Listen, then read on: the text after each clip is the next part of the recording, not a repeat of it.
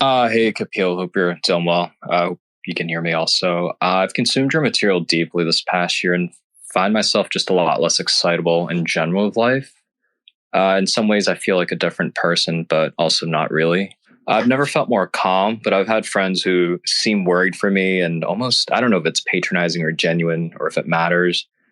I can't tell if this new state of being is real or just another laid prescription. Not sure if it matters. I don't know what is your. I mean, you've provided a description. What do you really want to ask? Um, it just seems like as I guess, kind of back into the truth, if you will, by listening to your material. I don't know if I'm like making progress or not. I guess I'm not even sure what I'm trying to ask, to be honest. But it just seems like another chase. There's a lot of there's a lot of see, what must be understood and must.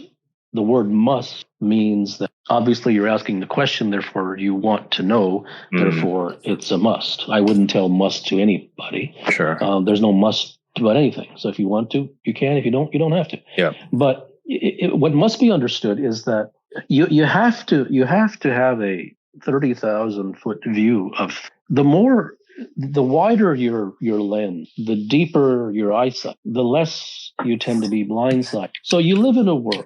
And then things don't seem as surprising, and in fact, you can practically predict.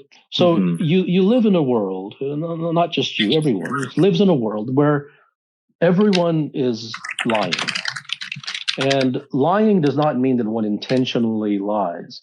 It means that they live in a world in which the very air that comes out of people's mouth is prescriptive. It is all based upon hogwash and nepotism and incestual notions and concepts that have been regurgitatingly passed down for generations and for eons. So everyone lives in a world of lie. That's the world that they are used to, not because they choose it. That's just the way it is. They don't know any other world because no other world has been exposed to them. So it would be crazy for them not to be that way. It's no one's fault. So if someone has even a drop of truth, then they will stand out like red, or at least a shade of red, in a background of sand, so to speak. And therefore, that will cause a level of consternation, and that will cause confusion, and that will now you become different, not only different to them, but different to who you are used to being, and different to who they are used to seeing you as. And the different that you have become, even in a little bit, is not the sort of different which is similar to somebody else, but it's a sort of different that is similar to nobody.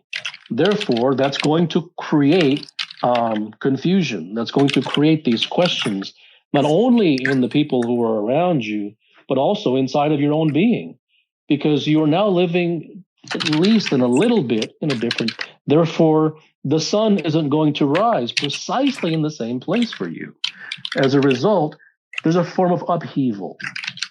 That's what you're experiencing. Thank you, Kapil. Appreciate it. Yeah, that makes a lot of sense. I was deep and I was typing a bunch of notes. I really appreciate the work you do here. Sure. Thanks.